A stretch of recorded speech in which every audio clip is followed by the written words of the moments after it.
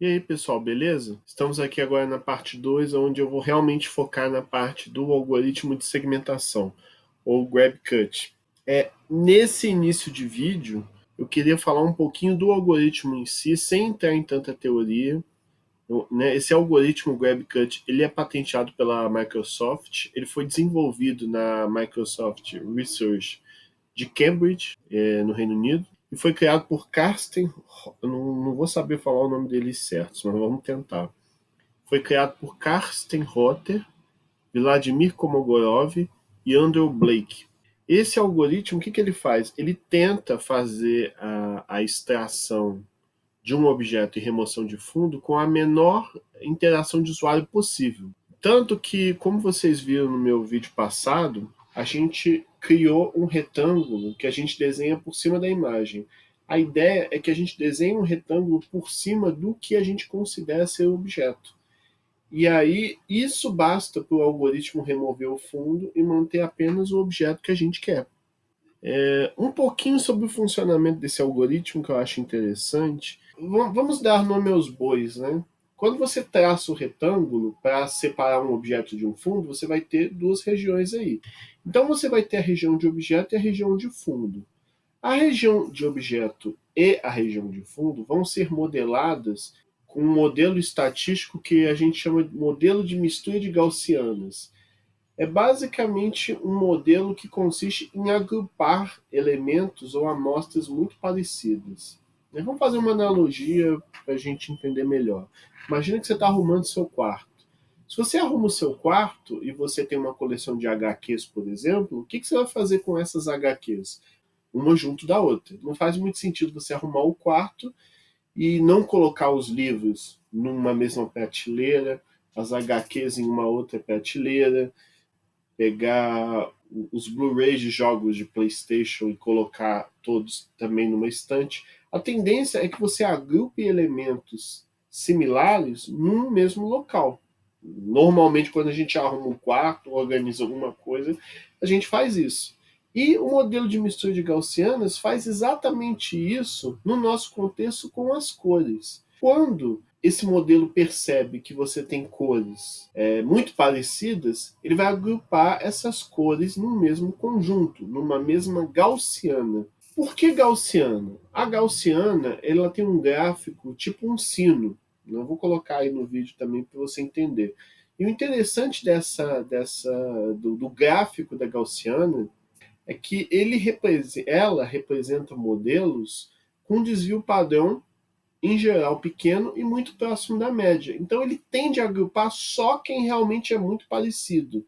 E o conjunto como um todo, o modelo de mistura de gaussianos consiste em várias gaussianas, que vão ser vários conjuntos. A ideia é que cada conjunto ele seja muito, muito parecido. O desvio padrão tem que ser o menor possível em cada conjunto, porque com isso você vai ter menor variância nessa distribuição. Ou seja, numa mesma gaveta só vai entrar o que for realmente igual, igual. O que for muito diferente, ele separa. Entretanto, não adianta a gente trabalhar apenas com esse modelo de gaussiana envolvendo cores, porque minha camisa é branca. Se o branco da minha camisa, por algum motivo, for muito parecido com o branco da parede, ele vai achar que tanto a minha camisa quanto a parede são uma coisa só. Então, o GrabCut ele também dá uma penalidade para elementos vizinhos, ou seja, elementos vizinhos, ou seja, pixels vizinhos, tendem a permanecer juntos. Pixels de mesma cor distantes não tendem a permanecer no mesmo conjunto. É por isso que o GrabCut, apesar de trabalhar com um modelo de mistura de gaussianas, ele não confunde o branco da minha camisa com o branco da parede. Só que aí você tem dois pesos aí a se ponderar: a distribuição de cores e a vizinhança. Você tem que achar o meio termo entre essas duas coisas. Como ele faz isso, eu não vou entrar em detalhes. Ele usa uma estrutura que a gente chama de grafo. Se você quiser saber mais a respeito, põe nos comentários que eu posso até tentar criar um vídeo didático para explicar isso. Mas aqui não vai ser o foco. Eu só estou falando o mínimo de teoria possível para a gente entender um pouco melhor quando implementarmos aí o Grab Cut, que é o que nós vamos fazer exatamente agora. Bom, pessoal, estou aqui nessa interface que a gente costuma trabalhar com código. Aqui é o mesmo código do vídeo passado, tá? Eu só queria fazer alguns comentários, porque eu fiquei pensando que talvez no vídeo passado não tenha ficado muito claro e precisa ficar claro para essa parte 2. Eu vou rodar aqui o programa.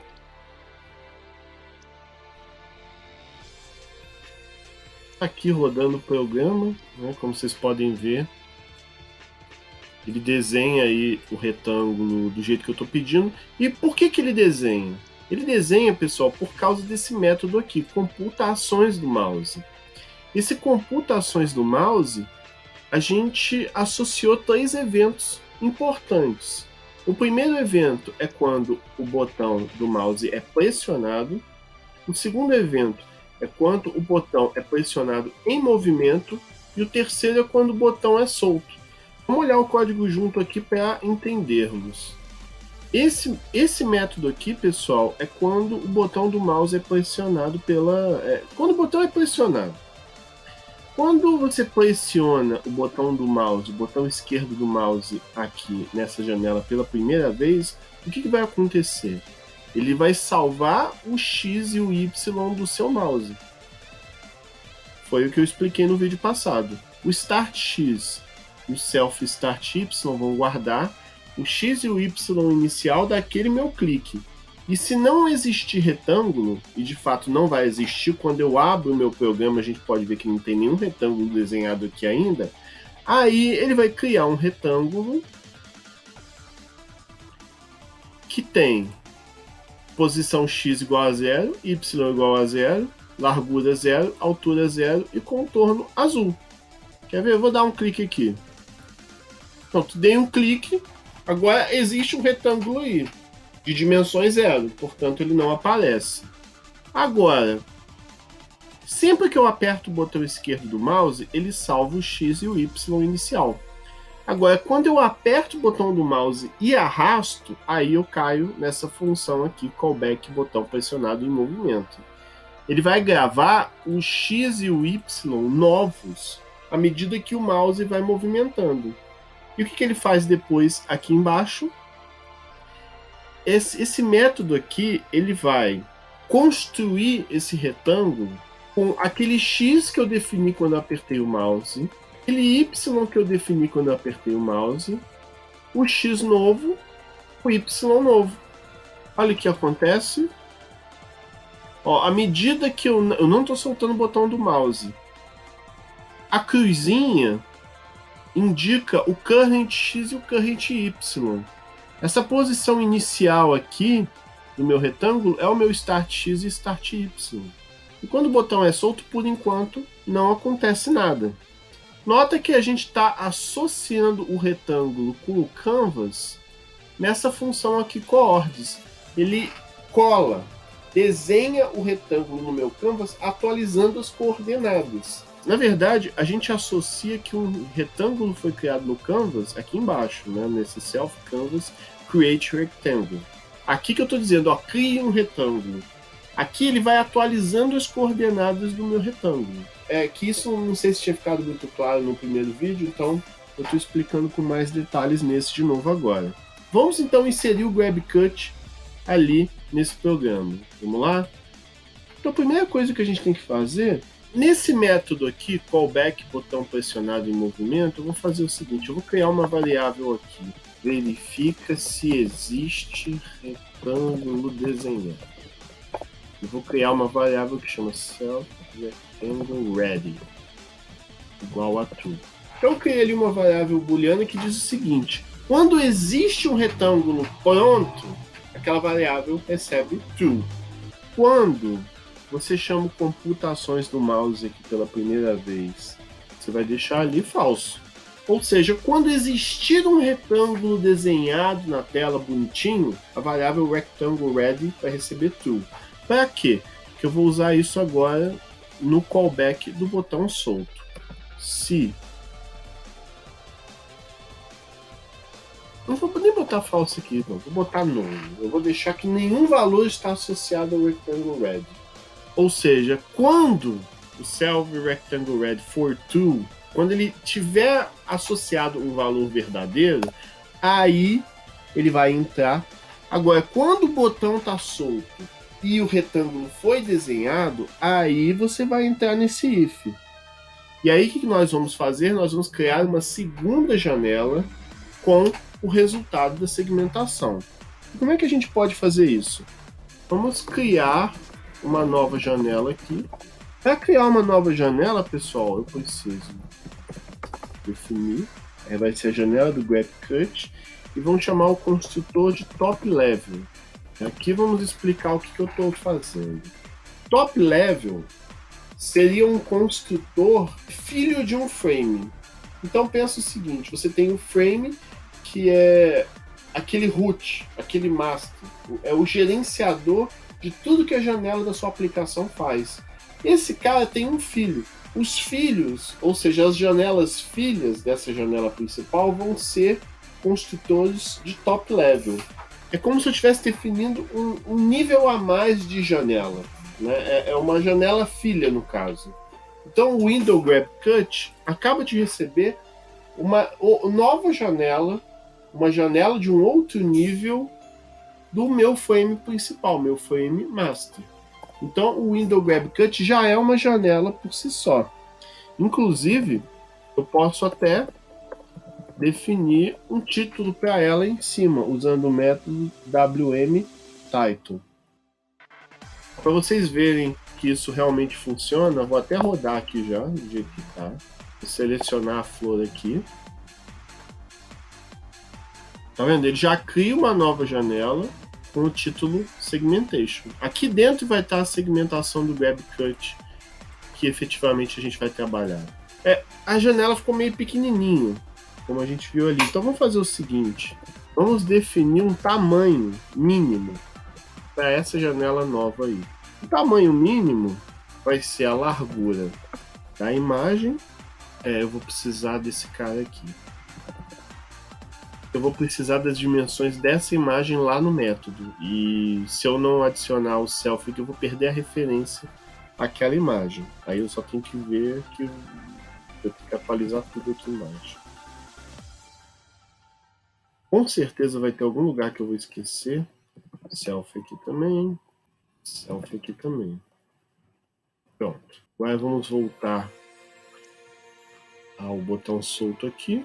Então, aquela imagem que nós carregamos, vamos pegar a largura dela e vamos pegar a altura dela também.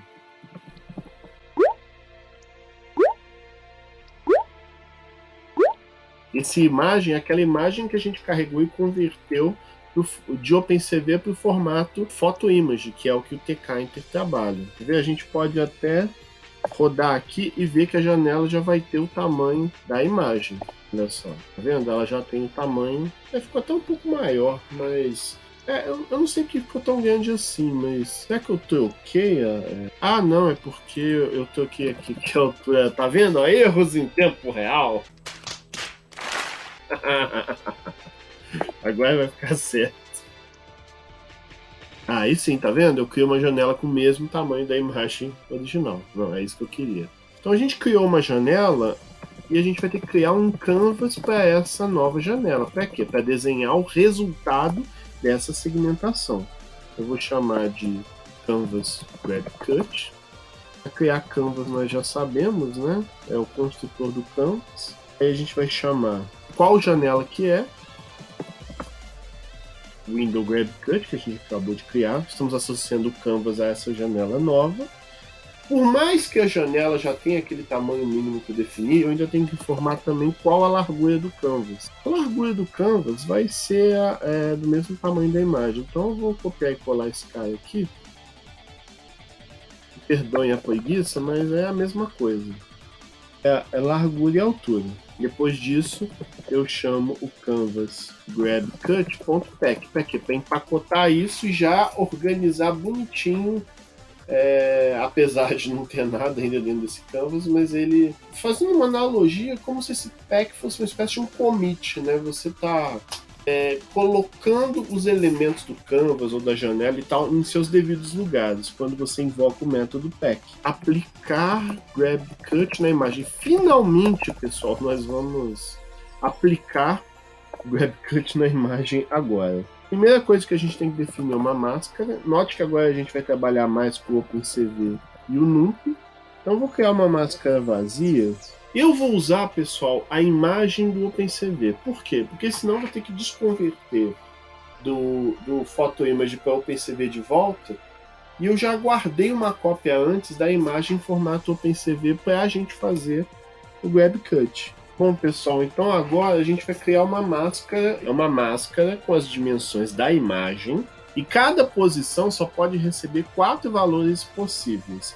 O valor 0 significa que aquela posição vai ser fundo. O valor 1 significa que aquela região vai fazer parte do objeto final. O valor 2 significa que aquela região é provavelmente fundo. E o valor 3 significa que é provavelmente objeto. Digamos que é uma margenzinha de dúvida. Quando você aplicar o grab cut, você vai aplicar o grab cut e essa máscara vai te dar o resultado final do resultado do grab cut. Quando aquela posição é 0, significa que você está sendo indicado claramente que aquele pixel ali é fundo. Não, eu tenho certeza, ele é fundo. Quando naquela posição receber 1, significa não, aquilo ali com certeza é um pixel que faz parte do objeto. O 2 e o 3 é quando você não tem muita certeza, mas você tem que preencher com alguma coisa. Se o valor recebido ali for 2, significa que tem uma chance daquilo ali ser fundo, mas não tenho certeza. E se o valor for 3, significa eu acho que aquilo é objeto, mas não tenho tanta certeza assim. O grab cut ele trabalha com essas 4 possibilidades. Quando você traça o retângulo, você está indicando que tudo que está fora do retângulo é fundo, ou seja, todos os pixels fora do retângulo recebem 0 e todos os valores dentro do retângulo recebem 3. Ou seja, tudo dentro do retângulo tem uma chance de ser objeto. Aí depois o modelo de mistura de gaussianos vai atualizando essas máscaras até chegar no resultado final. Então a gente precisa criar uma máscara aí que inicialmente ela vai receber valores zeros, vai ser preenchido tudo com 0. O tamanho dela vai ser o tamanho da imagem original, obviamente, e ela vai receber apenas um canal, uma dimensão. Vocês lembram que o shape de uma imagem do OpenCV é altura, largura e canais de cor. Basicamente eu estou indicando ali pega uma matriz que tem o tamanho, as dimensões da imagem e apenas uma posição. Basicamente isso que eu estou fazendo aí. E você tem que dizer que tipo de dados é. Inteiro sem sinal, 8 bits. Então criamos nossa máscara aí. Agora, pessoal, a gente vai criar um retângulo. Esse retângulo aqui não é o mesmo retângulo que a gente... Vou até dar outro nome para não ter dúvida. Retângulo G-Cut. Esse cara aí vai ser o retângulo que você vai passar de fato para o grab cut. Então esse retângulo já é um retângulo do OpenCV. E o que esse retângulo tem? Você vai ter que passar a posição inicial, que é o start X. Aí tem um cuidadozinho que a gente tem que tomar. Eu não falei para vocês antes, mas o X e o Y que o Tkinter trabalha, ele não é inteiro. Ele trabalha com valores reais. Pode ser a posição 35, alguma coisa.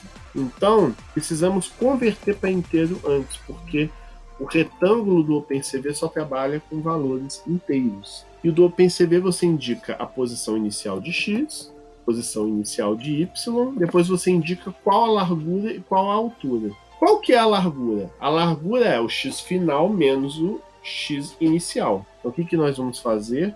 Nós vamos pegar o X final, que vai estar dentro de event X mesmo, menos o X inicial. Isso dá a largura, né? O X final menos o X inicial sobra só aquela largurinha ali. E a altura, que é a mesma coisa. Event Y menos o Y inicial. Certo? Vou deixar tudo no Git, não se preocupem com isso. Aí, pessoal, eu tenho que inicializar o modelo de mistura de gaussianos do objeto e do fundo. Isso daí Não tem muito o que explicar porque é meio que padrão. Você tem que declarar sempre assim, que é só assim que o algoritmo entende. É basicamente uma matriz preenchida com zero. Eu coloquei BGD para indicar que é fundo, modelo de fundo. É uma matriz que tem... eu para ser sincero, não lembro com profundos detalhes a implementação do GrabCut do OpenCV, mas pelo que eu estou entendendo aí, você está criando um vetor de 65 escaladas. Um vetor de uma dimensão, mas que tem 65 posições. E cada posição é um float de 64 bits. Ah, por que assim? É porque, na verdade, o GrabCut do OpenCV ele precisa dessa estrutura para trabalhar. É meio assim, não é muito explicado. Você só sabe que você tem que declarar dessa forma. E você tem que fazer a GMM do objeto. A GMM é o modelo de mistura de gaussianas do objeto também. E finalmente podemos invocar GrabCut, que é esse método aqui, CV2 GrabCut. Finalmente, quais são os parâmetros? O primeiro parâmetro é a imagem, que eu vou aplicar. O segundo parâmetro é aquela máscara. Nota que a máscara ela começa totalmente vazia. Quem vai inicializar a máscara e fazer todas as coisas é o próprio algoritmo. O próximo parâmetro é o retângulo, que marca a posição inicial e final onde o algoritmo será aplicado. Depois você aplica a GMM de fundo, você passa. A GMM de objetos também passa. Você simplesmente entrega e deixa o algoritmo fazer o resto. O total de iterações. O GrabCut ele pode refinar o resultado. Ele gera o resultado final e com o resultado final ele retroalimenta as gaussianas para ver se consegue melhorar o resultado.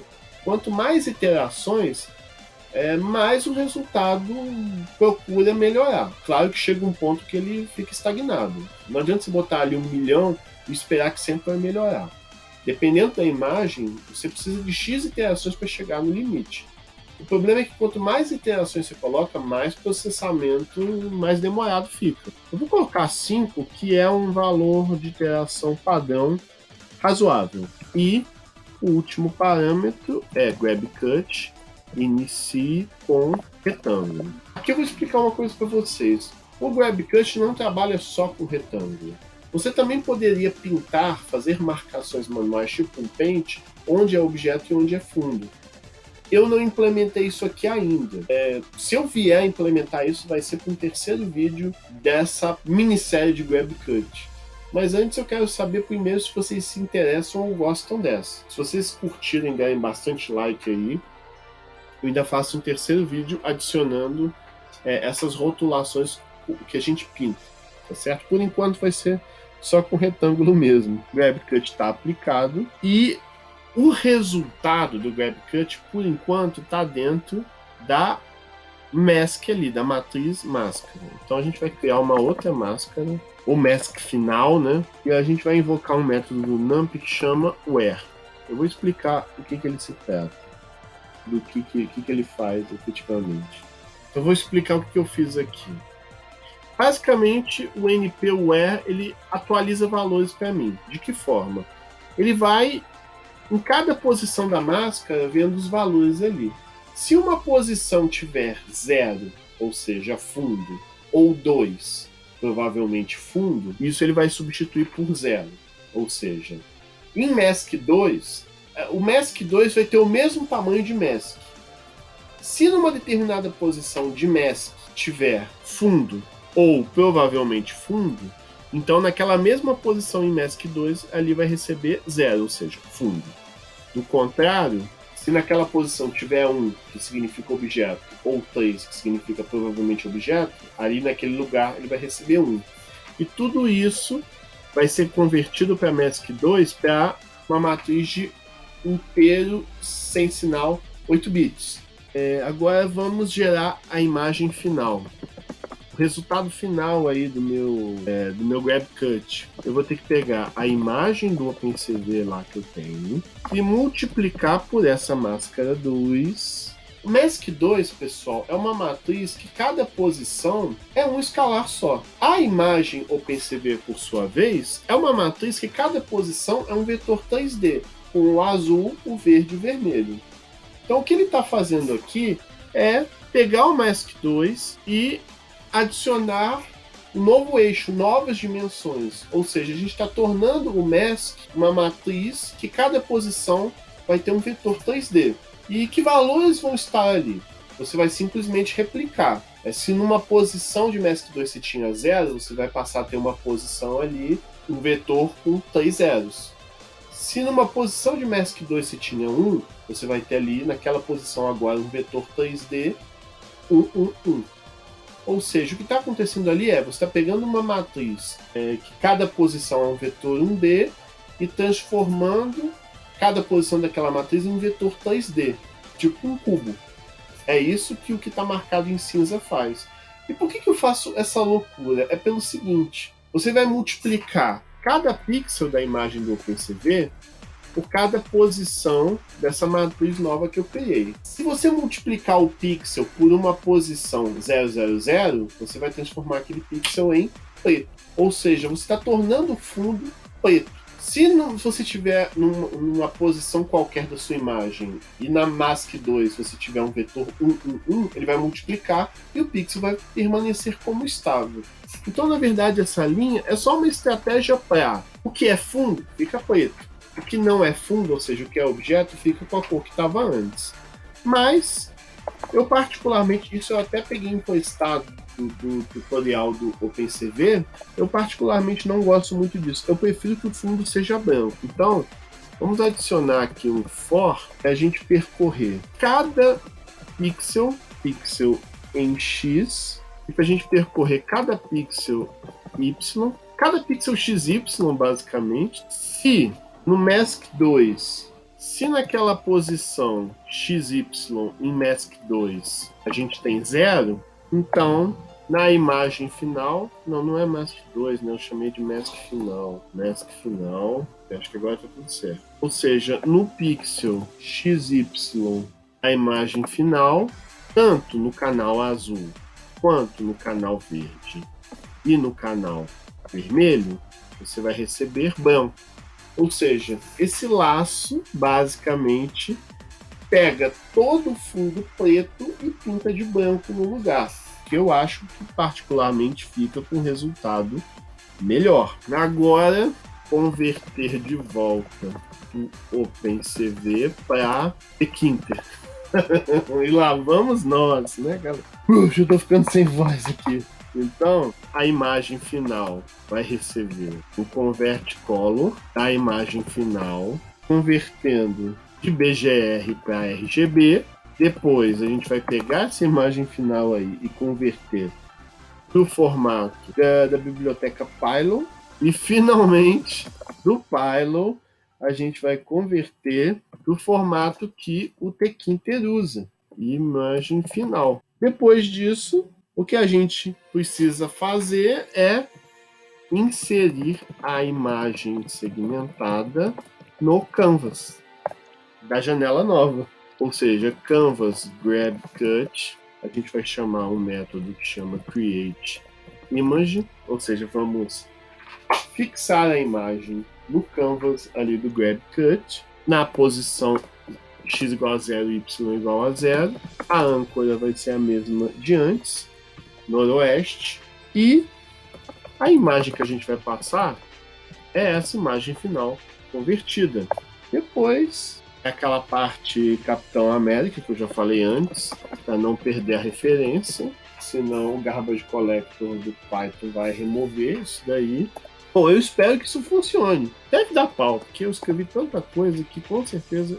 Ó, funcionou de cara, sério? Será que eu consegui isso? Vou botar aqui a imagem. Vamos ver a segmentação dela aí, pessoal. Vamos dar uma olhada. Deu erro aí, deu erro. É lógico que ia dar erro. Bom, descobri o pequeno erro que eu cometi aqui. Faltam 2 pontos aqui. Realmente tem que indicar que eu quero só a fatia do canal de cor. E para isso eu tenho que indicar que no início não tenho nada e no final eu quero apenas o canal de cor. Então faltou 2 pontos aqui, foi por isso que deu aquele erro lá embaixo. Vamos ver se agora vai, né? Ih, deu mais um erro. É curioso para ver como é que eu vou explicar esse tanto de erro. Aqui é shape 0. O y se refere à coordenada 0 do vetor do PCV e o x se refere à coordenada 1. Eu acho que era por isso o erro.